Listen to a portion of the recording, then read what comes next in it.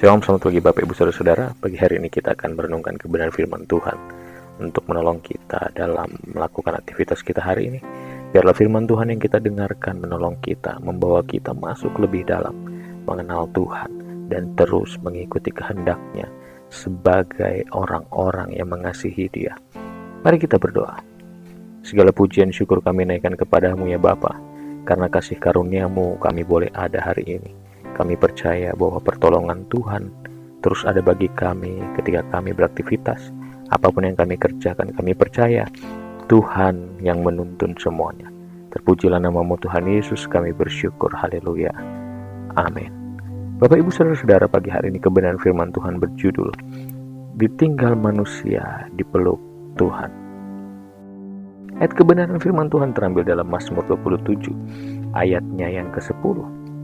Sekalipun ayahku dan ibuku meninggalkan aku, namun Tuhan menyambut aku. Penolakan adalah luka yang paling dalam di dalam jiwa manusia. Sejak kecil kita sama-sama membutuhkan pengakuan dan kasih dari orang-orang terdekat. Namun tidak semua orang mendapatkan kasih itu secara penuh, bahkan dari orang tua sekalipun. Bisa jadi kita menerima perlakuan yang tidak semestinya. Tapi Tuhan berkata, walau manusia yang seharusnya paling mencintai kita meninggalkan kita, Tuhan tidak. Dia menyambut, bukan hanya menerima. Kata menyambut menunjukkan gerakan aktif penuh kasih. Tuhan tidak hanya menunggu kita, Dia datang menghampiri, merangkul dan memulihkan kita. Dia yang akan memberikan kita kasih sayang yang besar. Dengan kasih-Nya kita akan merasa aman. Dengan kasih-Nya kita merasakan kasih Tuhan yang luar biasa. Kasih manusia terbatas oleh kondisi, oleh waktu, bahkan oleh emosi. Tapi kasih Tuhan kekal dan untuk selamanya, konstan dan tidak tergantung pada siapa kita atau apa yang kita lakukan. Saat semua orang menjauh, Tuhan tetap dekat. Saat orang lain melihat kegagalan, Tuhan melihat potensi kita. Saat mungkin kita tidak sesuai dengan harapan orang lain, Tuhan tetap menganggap kita orang yang dikasihinya. Daud tahu ini secara pribadi. Ia dikejar Saul, ditolak saudaranya, dan bahkan sempat ditinggalkan orang-orang yang dipimpinnya. Namun dalam semuanya itu, Daud menemukan kasih Tuhan yang menjadi pelabuhan terakhir dalam hidupnya.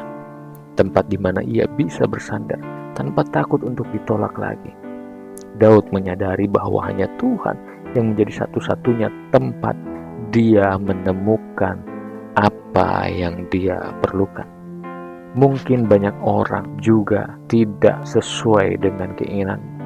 Engkau tertolak, engkau ditinggalkan. Mungkin orang-orang tidak menganggap engkau. Mungkin orang-orang menganggap engkau rendah atau tidak bernilai. Tetapi percayalah bahwa Tuhan selalu menganggap engkau berharga di matanya. Renungkan identitasmu dalam Kristus, bukan di mata manusia.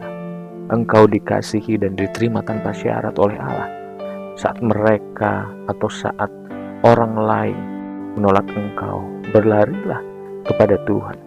Bukan menjauh, Dia setia menyambut engkau, menyambutmu seperti anaknya. Beritahu orang lain yang terluka bahwa ada kasih yang tidak pernah menolak dan engkau adalah saksi hidupnya. Nyatakan kasih Tuhan kepada orang-orang lain sehingga mereka juga dapat merasakan kasih Allah, di mana Allah tidak sekalipun meninggalkan engkau. Dia akan memelukmu, Dia akan menyambutmu senantiasa.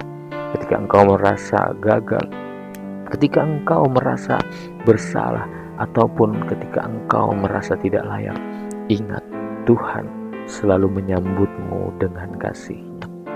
Mari kita berdoa. Segala pujian syukur kami naikkan kepadamu ya Bapa, karena kasih-Mu yang besar, karena kuasa-Mu yang nyata dalam hidup kami. Ya Bapa, biarlah tangan-Mu terus menyambut kami. Mungkin saat ini kami merasa terintimidasi. Mungkin saat ini kami merasa tidak layak, tidak pantas. Bahkan orang-orang tidak memperhitungkan kami. Tapi kami bersyukur kalau Tuhan benar-benar mengasihi kami dengan tulus. Terima kasih ya Bapa, kami percaya bahwa tangan-Mu akan terus ada dalam kehidupan kami. Berkati kami Tuhan dengan kasih-Mu. Terpujilah nama-Mu Tuhan Yesus, kami bersyukur, haleluya, amin. Terima kasih, selamat beraktivitas, Tuhan Yesus memberkati.